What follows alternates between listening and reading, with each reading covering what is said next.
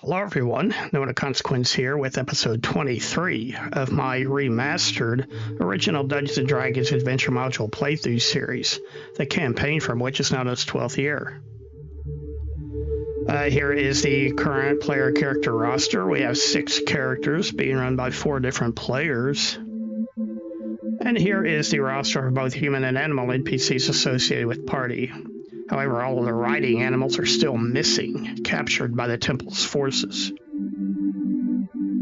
Where we left off last time, the characters returned to Hamlet after encountering a banshee, which frightened Thorol literally to death.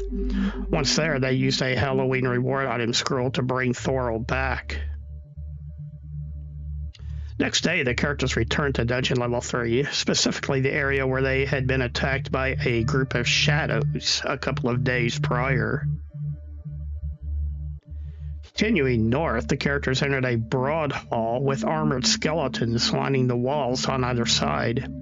Of course, the characters expected the skeletons to animate at any moment, but it did not happen.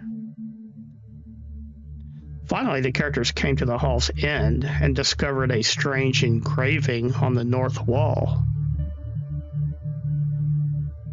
It is at this point that I made a major change to the Temple of Elemental Evil as written, so you won't find the next couple of scenes in the module. If you want to learn the details about this change and my reasoning behind it, then check out my remastered How to DM the Temple of Elemental Evil video. The wall engraving the character stood before was that of a skull, surrounded by 4 gem-shaped indentations. The character soon decided to try inserting each of the elemental gems they possessed into one of the indentations. Details on how the characters acquire the gems can be found in my How to DM the Temple video as well. Once the gems were placed in the wall sockets around the skull, a secret door opened. The characters could see a multicolored tiled passageway leading north into the darkness. Exiting the tiled hallway, the characters found a chamber containing what appeared to be portals on the floor, one representing each of the 4 elements. Heading west, the characters found what looked like an enormous throne room with a black spider motif inlaid on the floor. In a side chamber just off the throne room, the characters discovered what appeared to be a lounge of some kind with plush furniture and decadent and obscene decorations.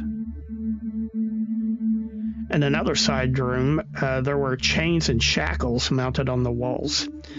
The center of the room was covered with huge spider webs, which characters ended up setting on fire. Entering yet another side chamber, the characters were attacked by magically animated suits of armor. Fortunately, they were not that terribly difficult to defeat. The characters found another richly appointed room with oversized plush furniture. On an end table was a bowl made of gold and filled with platinum coins. However, upon inspection, the coins were stamped with a demonic-looking face, so the characters decided to not take them. Now the characters approached a huge, bizarre-looking chamber which was magically illuminated. At the near end were 3 pillars which looked to be made of solid silver, gold, and platinum. The characters entered the Great Hall, but swirling fog and mist obscured the space beyond the multicolored symbol on the floor. As the characters got closer, the mist dissipated, revealing a gem-encrusted throne. Thorol decided to stand in the middle of the multicolored design etched on the floor, but nothing happened.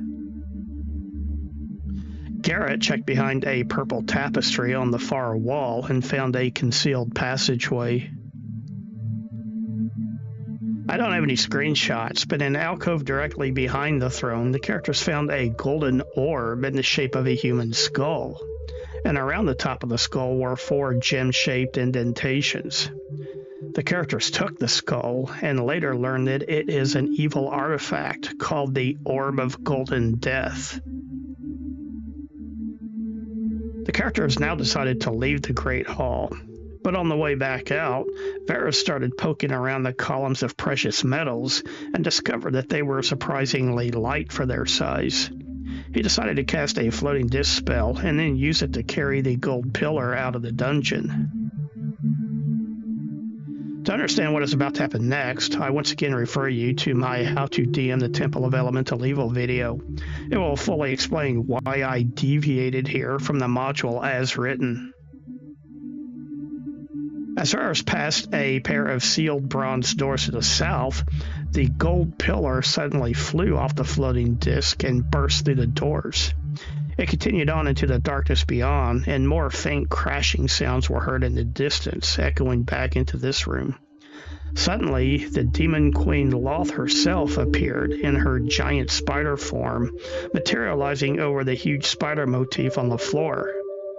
She thanked the characters, and Varys in particular, for freeing her from her imprisonment here, and said she would reward them by not killing them outright. Loth then ran between Varys and Obrak up a flight of stairs and disappeared into the darkness beyond the shattered bronze doors. After that, the characters decided that they had had enough excitement for one day, and they returned back to Hamlet.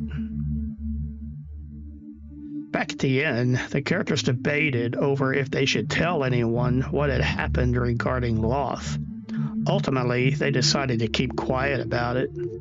Varys was particularly shaken over the day's events, considering that it was his desire to take the gold pillar that led to Loth being freed in the first place.